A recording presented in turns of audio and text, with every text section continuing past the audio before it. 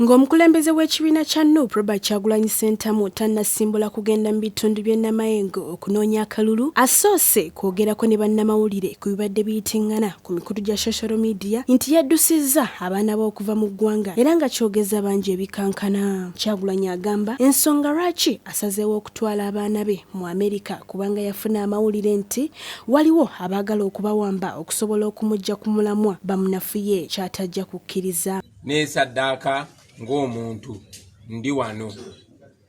Mwenna mumanyi nti Mwami Museveni byabadde agezaako okukozesa agezaako okutugulirira ne kigaana. N'agezaako tutisatisa ne kigaana. Era twafuna information nti yaweebwa amagezi kati akwate ku baana buli pesa erijja okutugonza.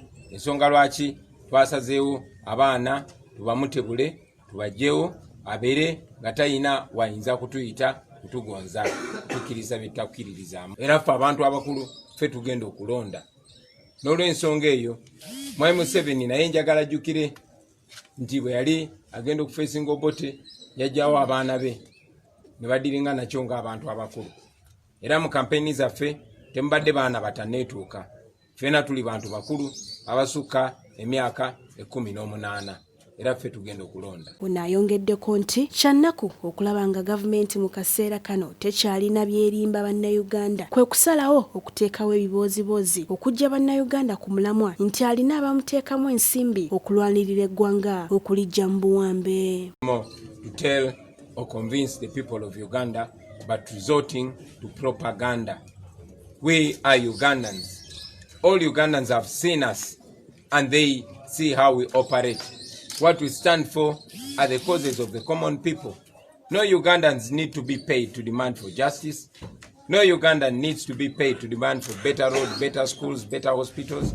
No Ugandan needs to be paid to see the wrongdoings of this regime. Kyagulanyi ayongeddeko nti poliisi emirundi mingi ezze egezaako okuggyawo obulamu bwe y'ensonga lwaki bonna abamubeera ku lusegere balumiziddwa ekiraga nti baagala kumutuusaako bulabe. Sina kutambula na motoka nyingi, sina kutambula na konvoyi. Wayiseewo akaddakiika ntono ate ne mulaba ng'emmotoka essuka 20 eza patrol police nga zitugoberera. Nga zo ziringa ezigamba nti si nyingi oba si konvoyi. Ekyo kyongera okulaga bannayuganda nti ab'ebyokwerinda balina omupango ogutuusa obulabe ku bulamu bwange. Naye nze ng'omuntu nabagamba neewaayo ku lw'eggwanga lyange kasita ensi yonna emanyi kye bapulaninga okunkolako. Bw'atyo asimbudde okuva e Mbale ayolekere e Namayingo wabula wano abaweerera ddala 15 babaddeyo akafuna okumuyambako okunoonya akalulu poliisi ebakutte bwe bayimiriza nga bagenda.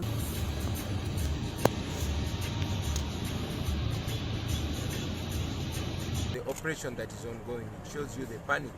And you have seen that Mr. Byabakama and the Electoral Commission has been conspicuously silent about all these grave irregularities that are ongoing. The misbehavior of the security forces, Mr. Byabakama and the Electoral Commission is pretending not to be seeing what is happening. Oluvannyuma yeeyongeddeyo paka e Namayingo asobola okunoonya akalulu. Sarah Nakandi, ACTV Select ey'enjawulo.